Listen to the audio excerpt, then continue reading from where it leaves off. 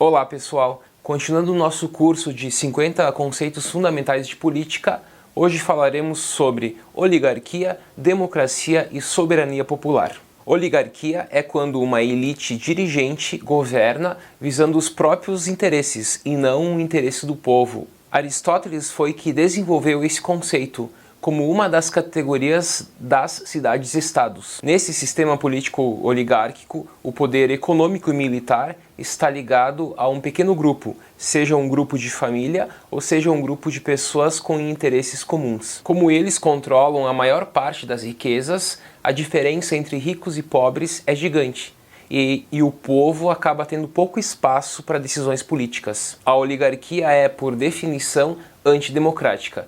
E mesmo quando há eleições, não se permite que se desafiem o status quo. E quando ela for ameaçada, ela acaba destruindo qualquer força política que está ameaçando ela, que está ameaçando o seu governo. Entre os exemplos modernos conhecidos está a grande parte da América Central e do Caribe. Países como Guatemala, Haiti e Honduras tiveram por longos períodos históricos oligarquias no seu governo, na sua frente. Nesses países, grandes famílias proprietárias de terras existem há gerações e a estrutura de poder mudou pouquíssimo ao longo do tempo.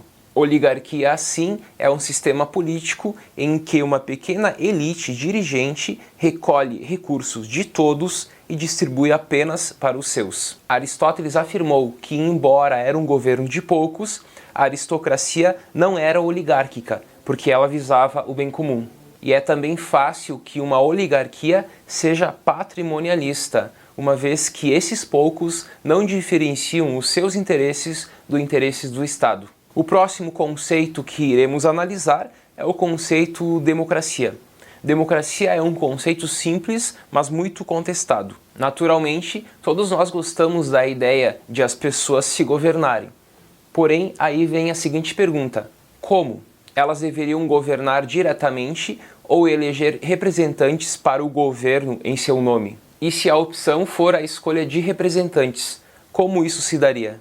E quem são essas pessoas? A palavra democracia tem origem em dois termos gregos: demos, que é o povo, e kratos, que é governar. Esse termo é antigo, mas também é atual. Platão e Aristóteles discutiram sobre a democracia e consideraram esse tipo de governo problemático, pois os pobres usariam a sua vantagem numérica para acabar com os ricos. A democracia como forma de governo viável só passou a existir na virada do século XVIII para o século XIX e somente atingiu a sua maturidade no século XX. Por que somente no século XX ela atingiu a sua maturidade? Porque quando ela surgiu na Grécia Antiga, ela tinha as características históricas daquele período onde existia a escravidão.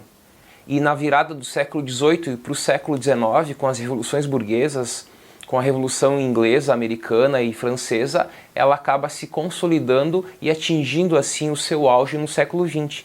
Porque é no século XX que nós temos o voto universal para todos, independente da raça, da religião, da etnia e da renda.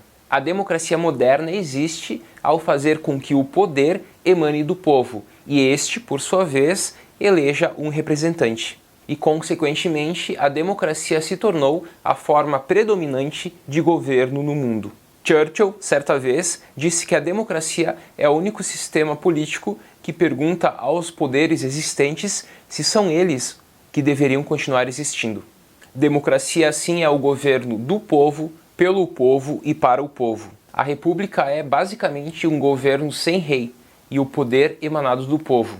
James Madison usou o termo república referindo-se a um sistema com representantes eleitos. Claro que nós sabemos que esses termos, no senso comum, são quase sinônimos, pois sabemos também que em muitos países ditos como repúblicas, eles não permitem que o povo faça parte do governo.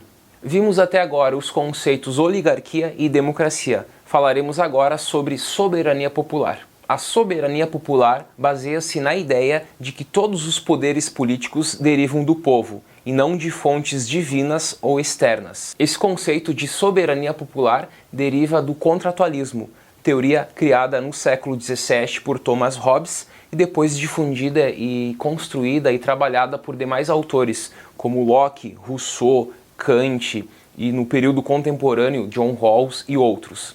Essa teoria se opõe à versão aristotélica de que o homem é um animal político por natureza e diz que a política, que o Estado e que o direito surgiu por um pacto, por um contrato, de uma saída de um estado de natureza para um estado civil político. E esse contrato tinha como grande base firmar e declarar e positivar os direitos naturais. Para Hobbes, o grande direito natural era a vida.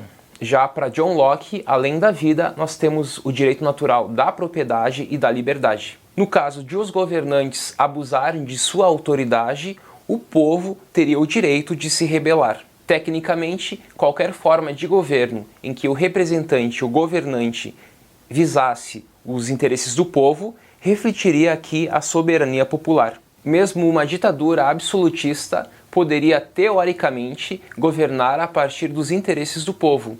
Isso já foi chamado de despotismo esclarecido ou ditadura benevolente. No entanto, hoje o conceito de soberania popular está associado a uma democracia representativa e a um governo constitucional. Podemos resumir o conceito de soberania popular da seguinte forma: com a soberania popular, o poder vem dos governados e não dos governantes. A maioria dos governos contemporâneos alega que a sua legitimidade deriva do apoio popular. Por exemplo, muitas ditaduras no século XX, exemplos, ditaduras na América Latina ou em Mianmar, os seus governos alegavam que os seus interesses eram os interesses da cidadania.